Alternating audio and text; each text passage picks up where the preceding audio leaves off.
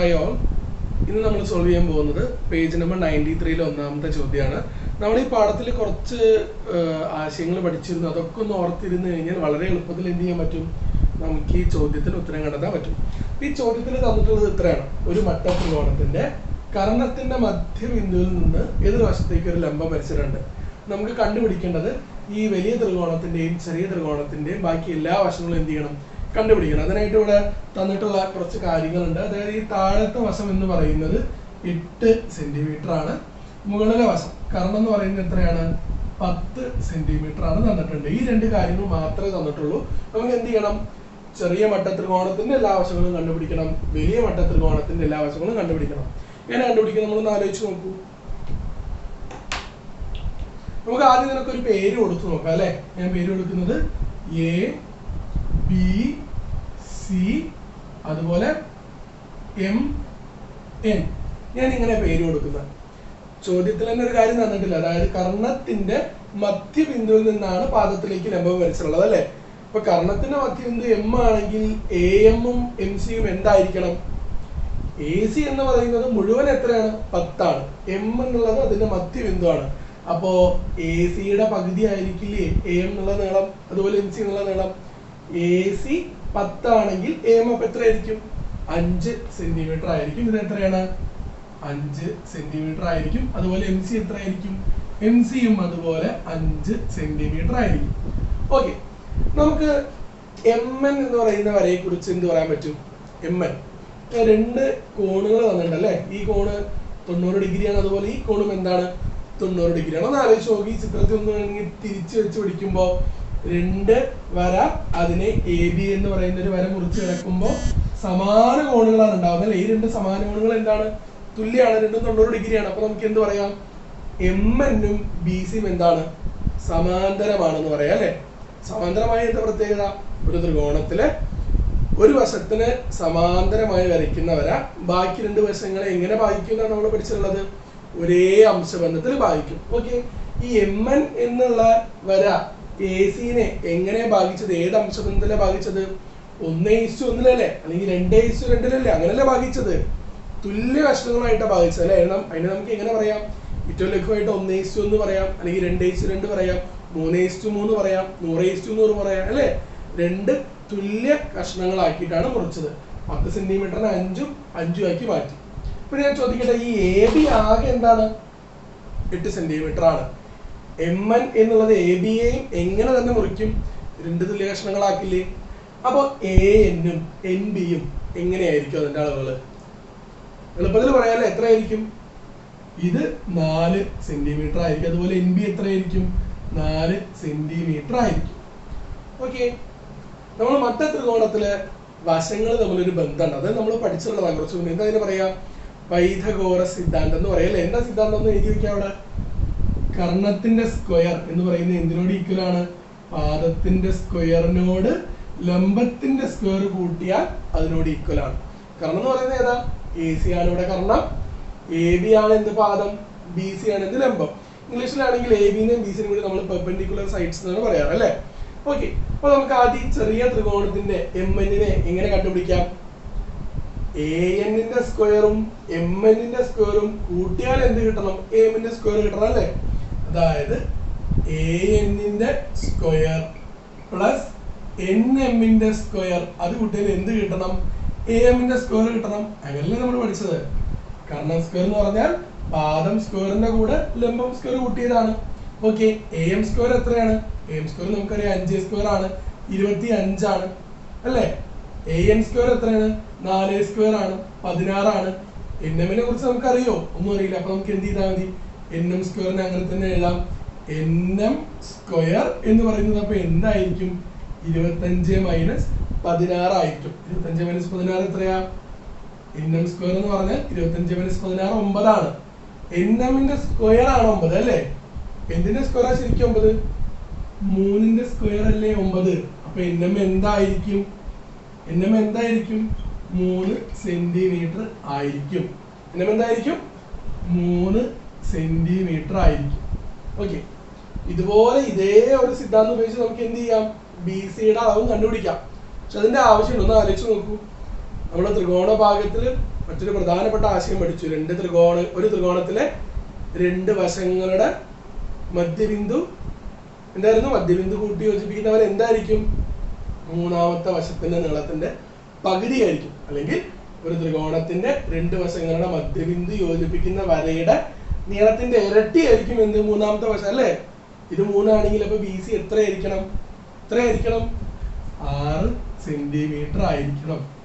Okay, അപ്പൊ അത് വേണമെങ്കിൽ ചെയ്തു നോക്കാം അല്ലെ? ഇത് 10, ഇത് 8. 8² പ്ലസ് 6² ചെയ്താൽ എന്ത് കിട്ടണം? 10² കിട്ടണം. 8² എത്രയാ? 8ന്റെ വർഗ്ഗം എത്രയാ? 64. 6ന്റെ വർഗ്ഗം എത്രയാ? 6² എത്രയാ? 36. 36 എത്രയാ? 100. ഇത് 10ന്റെ സ്ക്വയർ അല്ലേ? കറക്റ്റ് ആണ്. അപ്പൊ നമ്മൾ എന്ത് ചെയ്തു? ചെറിയ ത്രികോണത്തിന്റെ എല്ലാ വശങ്ങളും കണ്ടുപിടിച്ചു, വലിയ ത്രികോണത്തിന്റെ എല്ലാ വശങ്ങളും. നമ്മുടെ തേർഡ് ക്വസ്റ്റ്യൻ ശ്രദ്ധിക്കുക.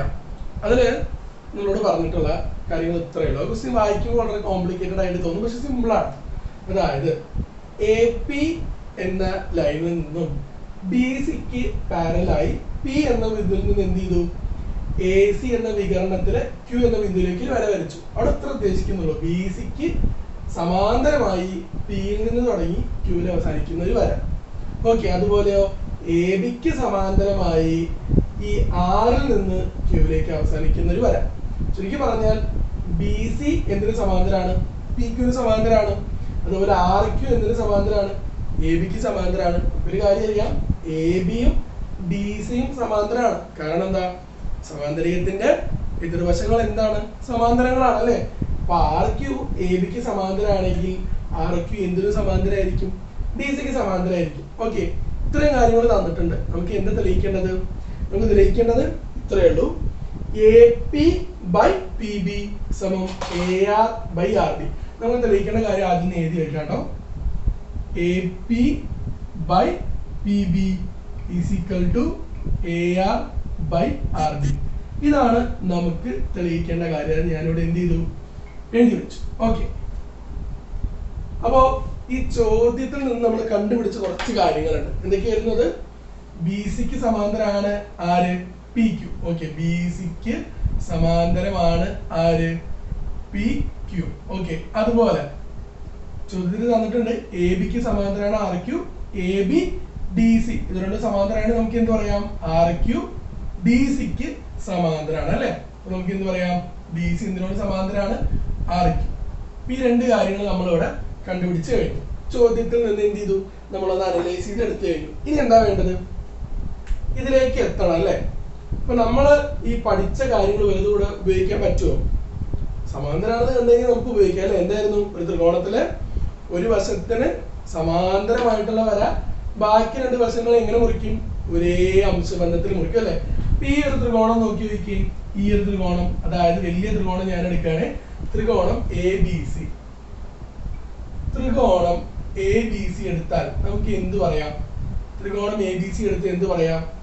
ബി സിക്ക് സമാന്തരമായിട്ടുള്ള പി ക്യു എന്ന വര എ ബിനെയും എ സിനെയും എങ്ങനെ മുറിക്കും? ഒരേ അംശബന്ധത്തിൽ മുറിക്കാം. ആ അംശബന്ധം നമുക്ക് എഴുതി വെക്കാം. എന്തായിരുന്നു? A P is to P B എന്ന് പറഞ്ഞ എന്താണ്? A Q is to Q C ആണ് അല്ലെ നമ്മൾ പഠിച്ചത്? ഒരു ത്രികോണത്തിൽ ഒരു വശത്തിന് സമാന്തരമായിട്ട് വരയ്ക്കുന്ന വര ബാക്കി രണ്ട് വശങ്ങളെ ഒരേ അംശബന്ധത്തിൽ മുറിക്കും. ഈ എ പിയുടെ പകുതിയാണ് പി ബി എങ്കിൽ എ ക്യൂവിന്റെ പകുതി തന്നെ ആയിരിക്കും എന്ന് ക്യു സി. ആ അംശബന്ധം എന്തായിരിക്കും? തുല്യമായിരിക്കും. ഒക്കെ ഞാൻ എഴുതി വെച്ചു. ഇതിനെ ഞാൻ 1 എന്നവിടെ എഴുതി വെക്കാം. ഓക്കെ, അടുത്ത ത്രികോണം ഏതാ എടുത്താൽ? നമ്മൾ എ സി ബി എടുത്തു. അപ്പൊ അടുത്തത് ഏതായിരിക്കും എടുക്കേണ്ടത്? ഇതായിരിക്കും A C D. Okay, A C D എന്ന് പറയുന്ന ത്രികോണം ഞാൻ എടുത്തു. ത്രികോണം എ സി ഡി എടുത്താൽ അവിടെ നമുക്ക് ഇതേപോലെ എന്ത് പറയാം? എന്താ നമ്മൾ എഴുതി വെച്ചത്? ആർ ക്യു എന്തിനാണ് സമാന്തരം? ആർ ക്യു ഡി സിക്ക് സമാന്തരമാണ് അല്ലെ?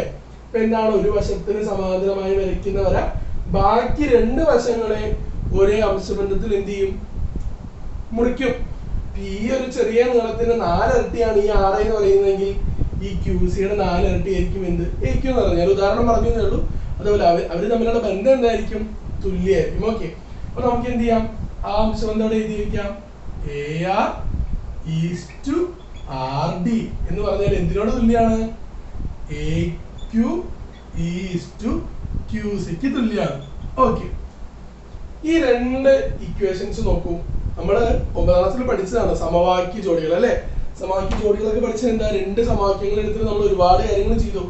ഈ രണ്ട് സമവാക്യങ്ങൾ നോക്കുമ്പോൾ എന്താ പ്രത്യേകത, രണ്ടിന്റെയും വലതുവശം എന്താണ്, തുല്യമാണ് അല്ലെ.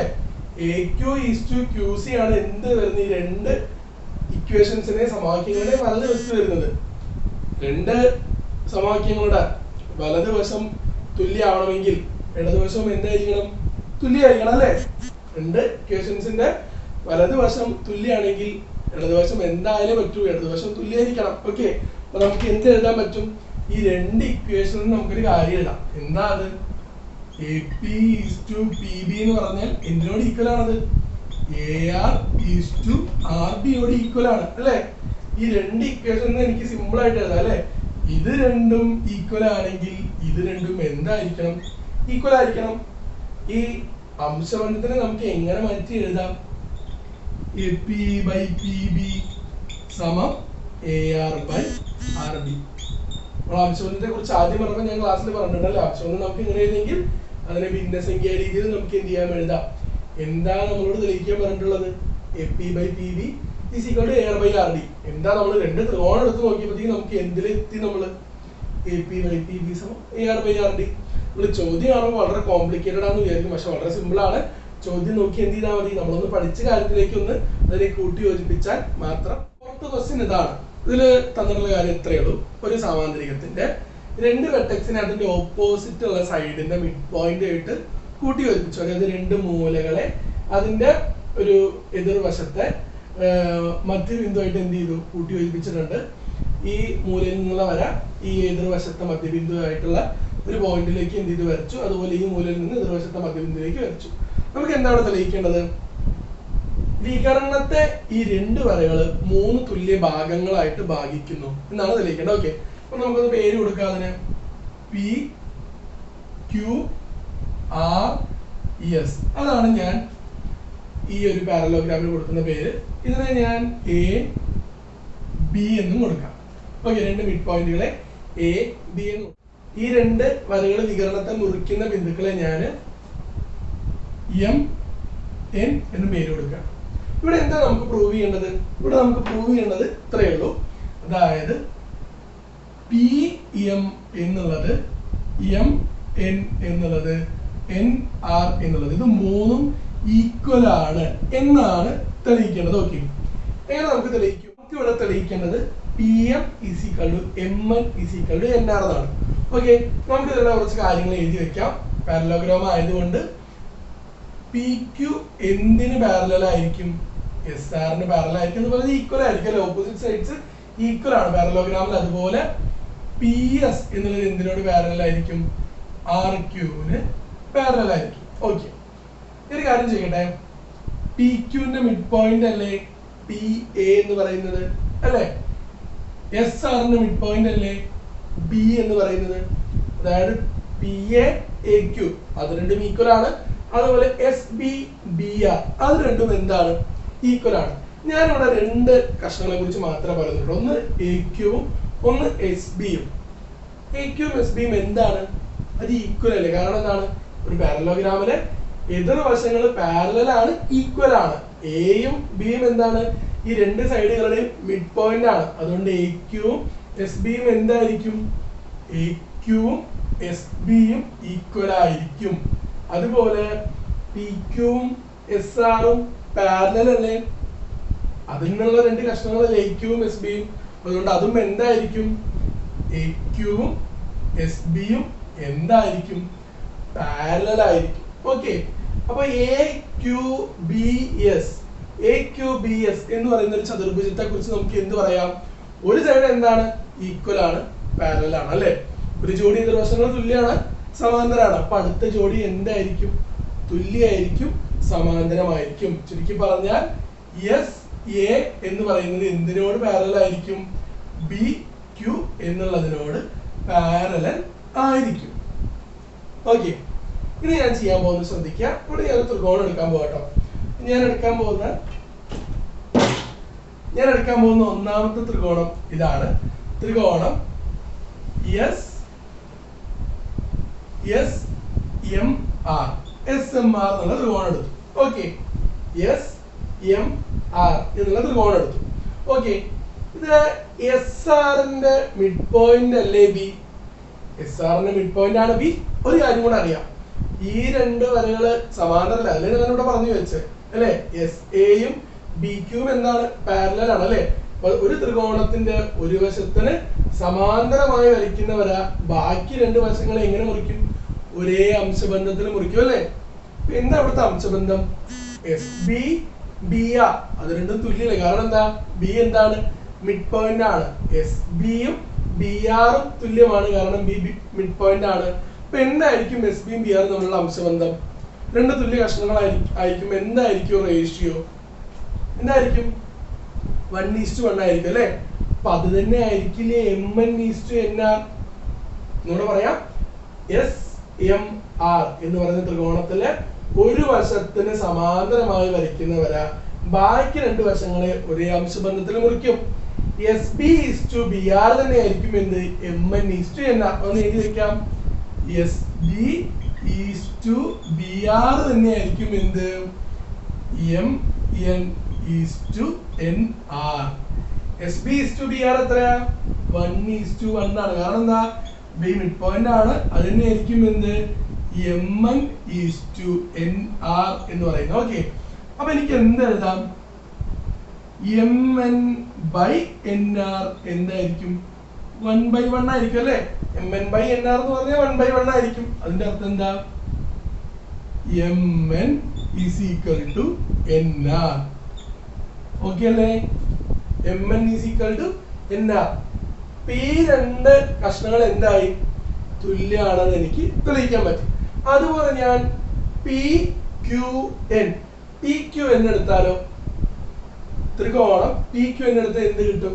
PQN എടുത്താൽ QN-ഉം MA-യും എന്താണ്?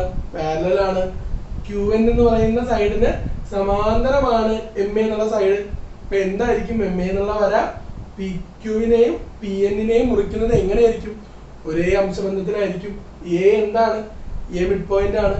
PA = AQ.